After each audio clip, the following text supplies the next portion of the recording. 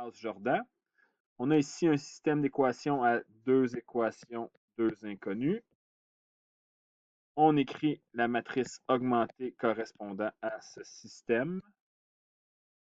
Oups, pardonnez-moi. Voilà. On veut échelonner la matrice. Et là, on va se poser la question, est-ce qu'il faut faire un échange de lignes? Ce n'est pas nécessaire, mais on se rend compte que si on échange la ligne 1 avec la ligne 2 dès le début, on aura l'occasion d'avoir un pivot qui va être bien placé.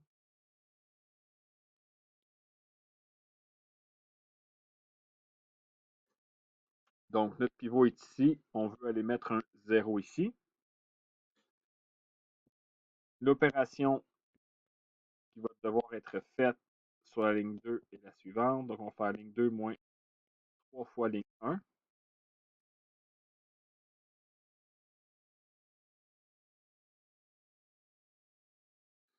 Ici, on va faire donc 3 moins 3, 0. 2 moins 4 fois 3. Donc, 2 ici, là, moins 4 fois 3. Ce qui nous donne 2 plus 12. On écrit 14 ici. Si on fait la même chose, 4 moins 3 fois 6, donc 4 moins 18, ça fait moins 14 ici.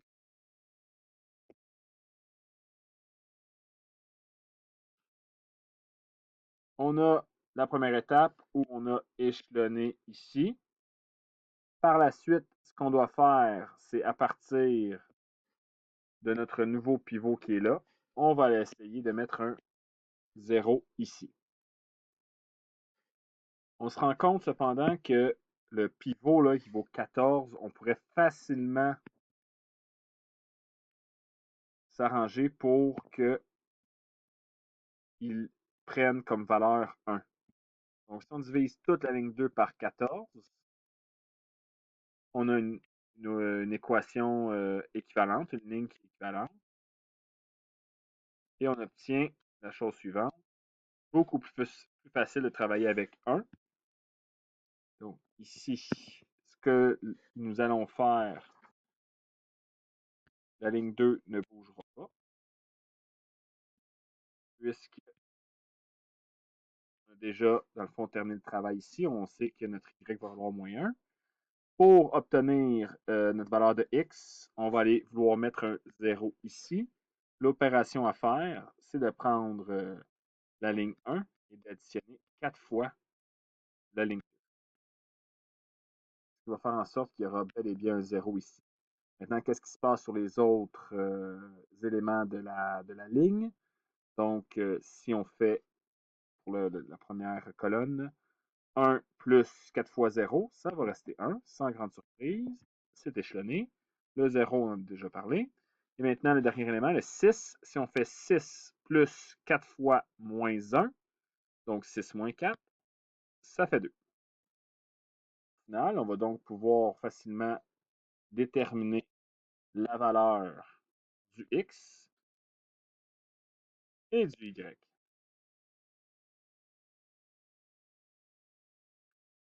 On a ici résolu le système d'équations linéaires. Et là, vous vous rendez compte que c'est quand même relativement rapide quand on est habile avec la méthode. On est en mesure de trouver des solutions rapidement. C'était la méthode de Gauss-Jordan. Nous allons maintenant utiliser la méthode de Gauss-Jordan dans les problèmes appliqués. Donc, mise en situation, la section 10.5, vous allez voir qu'on regroupe tout ce qu'on a fait dans le chapitre 10 pour résoudre des mises en situation un peu plus complexes. On revient à nos problèmes de chaise, nos fameux problèmes de chaise. Donc ici, on a 3 types de chaises qui sont fabriquées, qui encore une fois demandent du plastique, d'aluminium et du contreplaqué dans des proportions différentes. On a une information pertinente qu'on va utiliser plus tard dans le problème. Là. On nous donne le prix des chaises. On nous dit également que on a une quantité de matériaux qui est disponible, qui est utilisé par l'entreprise. Donc, on va se demander combien vaut, quelle est la valeur de la production quotidienne. Donc, d'abord, définissons nos variables.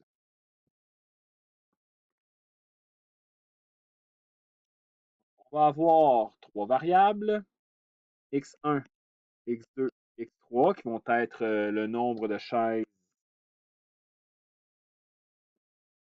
produites.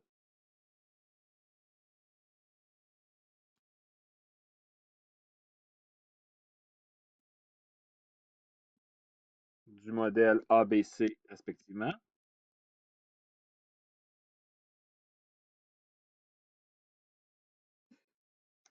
On va avoir la fonction f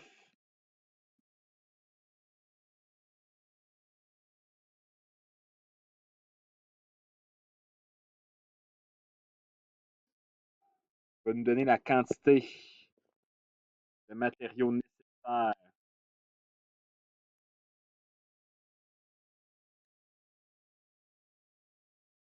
Donc, les matériaux, on peut les appeler Y1, Y2, Y3.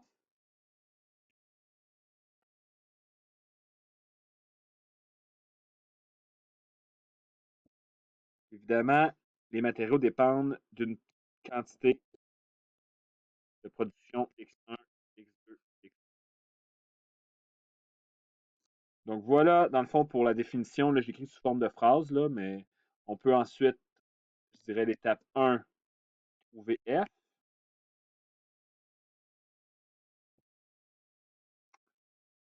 Bien, F, rappelez-vous, ça représente, on va avoir une matrice A fois X1, X2, X3. La matrice A, ici, c'est f de 1, 0, 0, f de 0. Je reviens rapidement sur la théorie. Là. Dans le fond, ça va être f de 1, 0, 0, f de 0, 1, 0, f de 0, 0, 1. On a déjà passé le chapitre 9 là-dessus. La matrice A sera la chose suivante.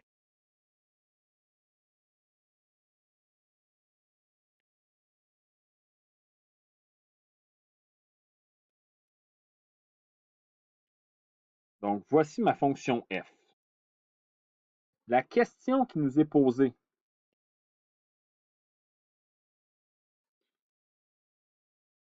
on doit résoudre. Donc, on nous dit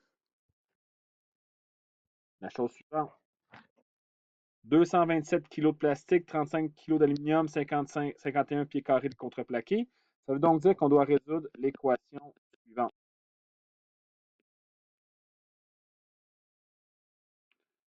On veut trouver le moyen de trouver les valeurs de x1, x2, x3 qui nous donnent comme y 227, 35, 51. Cela revient à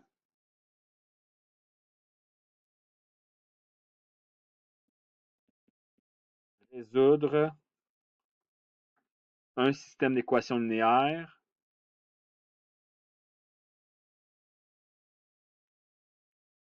qui va être sous la forme suivante. Donc, c'est comme si on avait 3x plus 7y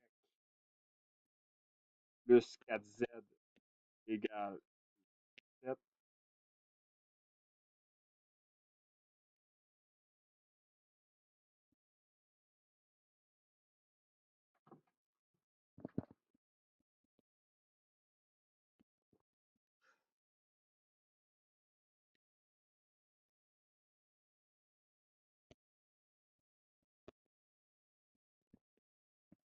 Donc, voilà le système d'équations linéaires qu'on doit résoudre. Comment nous allons y arriver? À l'aide de Charles Jordan, bien évidemment. OK? Donc, voilà la mise en situation là, qui résume tout dans le chapitre 10. Maintenant, allons faire le travail de Gaz Jordan à cet endroit.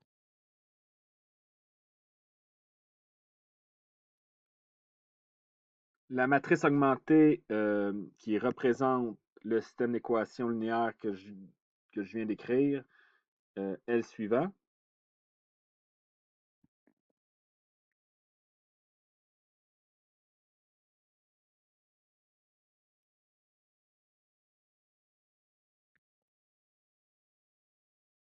Là, personnellement, les 0,5, si je peux, bon, c'est pas grave, mais si on peut éviter les fractions, pourquoi pas les simplifier.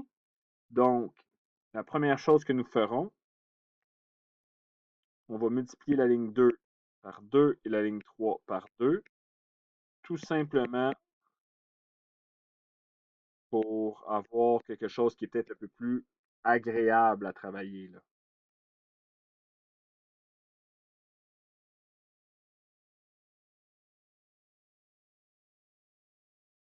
Donc, tout est doublé ici et là aussi. Par la suite, on se pose la question, comment on pourrait échelonner la matrice? Depuis le début, je vous dis que ce serait bien d'avoir ici un pivot qui vaut 1, mais je répète à chaque fois que ce n'est pas nécessaire. C'est un exemple ici, là, je vais garder cette forme-là et je vais aller mettre des zéros ici. Donc, j'ai fait rapidement, là, vous venez de voir apparaître les deux opérations ici qui me permettent d'avoir des zéros en dessous de mon pivot qui vaut 3. Je répète ici que c'est peut-être pas la façon la plus astucieuse de procéder, mais ça respecte l'algorithme, donc on devrait être capable d'arriver à nos fins. Donc, j'ai multiplié, bon, vous voyez ici là, ce que j'ai fait, je vous laisse le prendre en note, et évidemment, ça l'a joué sur les autres valeurs. Maintenant, étape suivante, si je continue, j'aimerais ça travailler avec mon pivot qui est ici, et aller mettre un 0 là et là. Et là, c'est un bel exemple où il faut travailler un peu plus fort et se poser la question, quelles sont les opérations que je vais devoir faire pour mettre des zéros là, les deux endroits où j'ai encerclé en rouge. Il n'y a pas de magie à faire. Ici, vous voyez les opérations que j'ai écrites. Étant donné que le plus petit commun multiple de 7 et 5 est de 35, je n'ai pas le choix de multiplier la ligne 1 par 5 et de lui soustraire 7 fois la ligne 2 pour mettre un 0 ici. Et de façon analogue, ben 5 fois la ligne 3 plus 7 fois la ligne 2 va faire en sorte que je vais avoir un 0 ici. Je n'ai pas touché à la ligne 2. Maintenant, ces opérations-là, parfait, respectent l'algorithme. Maintenant, je dois faire le même calcul pour les autres colonnes. Par la magie du montage, je vous montre ce qui se produit là, pour les autres colonnes là, quand on applique les opérations ici et là. Donc, on a presque terminé notre travail. Maintenant, ce qu'il nous reste à faire, ici, on a un pivot. On va aller mettre un 0 ici. Le 0 est déjà là, on n'a pas touché, mais il faut aller mettre un 0 ici. Je vous montre à l'écran, dans le fond, l'opération qu'on devait faire pour obtenir un 0 à cet endroit. Donc, vous avez l'opération ici qui fait l'affaire. Maintenant, tout ce qu'il nous reste à faire, aller mettre des valeurs unitaires à chaque endroit où il y a un pivot. Voici les opérations. Ça me permet de répondre à mon problème.